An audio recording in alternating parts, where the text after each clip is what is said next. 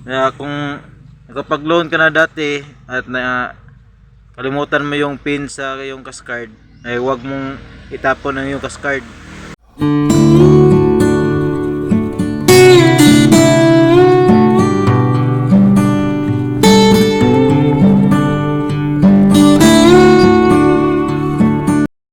Mga kabisaya, for this vlog pupunta kami ng Mati City para mag-apply ng salary loan sa Pag-ibig at sana maka-avail tayo ng loan para pangdagdag sa materialis natin sa bahay. At samahan nyo kami, abangan natin kung makaka-loan at sana makakuha tayo para madagdagan yung sa bahay, materialis para matapos na. Medyo malayo pa yung aming biyahe ngayon, pero mabagal lang yung biyahe kasi maulan. Kaya kita na lang tayo doon mamaya. Sana ay hindi lumakas tong ulan. One eternity later. Ito mga idol, tapos na pala ang transaction ko sa Pag-ibig at napunta na ako din sa Land Bank kasi yung dati kong cash card ay yun pa rin para ang gagamitin, pero nakalimutan ko na yung password, kaya pumunta ako ng Land Bank para i-change pin. At ngayon ay kakain kami dito sa Biwok ng Mati City, dito yan island, dito kami kakain. So, pag-usapan natin mamaya kung paano ako nakapag-loan at bakit ako napunta sa Land Bank. Kain muna kami mga Bisaya. Ito yung binili naming ulam mga idol, ay itlog at saka atay, tapos batikulon. Tapos ito yung baon namin na kanin. So, kain lang muna kami.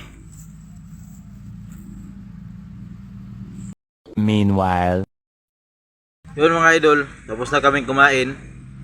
Ngayon pag-usapan natin kung paano ako nakapag-loan at bakit ako napunta sa Land Bank. Pag mag-loan ka mga idol sa Pag-ibig, kailangan mo lang dalawang payslip na yung bago, tapos valid ID dalawa, at kailangan mo yung ipang Xerox lahat back to back, pati yung payslip. At tapos magkuha ka ng form sa inyong kumpanya sa accounting, yung sa Pag-ibig loan na form, tapos papirmahan lang yun. At nakapag-loan ako ngayon idol ng 8,000 at gagamitin natin yun sa paggawa ng aking bahay, sa bahay natin. At bakit ako napunta sa Land Bank mga Bisaya?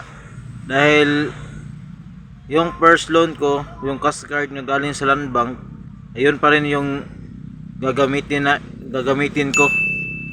At nakalimutan ko na yung pin, yung password. Kaya sinuggest ni Pag-ibig na i-change pin ko doon, at sa Land Bank ko kailangan i-change pin, at kailangan mong dalhin doon ay yung valid ID na naka-Xerox din, at pati yung card ng Land Bank, at saka yung galing sa Pag-ibig na certification na mag-change pin ka. Yun lang ang kailangan. At kailangan mo din ng magbayad ng 50 pesos pag mag-change pin ka sa yung cash card. Kaya kung nakapag-loan ka na dati at na kalimutan mo yung pin sa yung cash card, ay huwag mong itapon ang yung cash card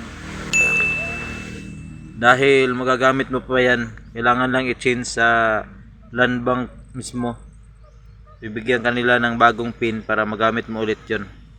So yun lang mga idol, at uuwi na kami ngayon kasi tanghali na, para kapag relax pag uwi sa bahay kasi malayo pa yun, mga 1 oras higit pa ang biyahe.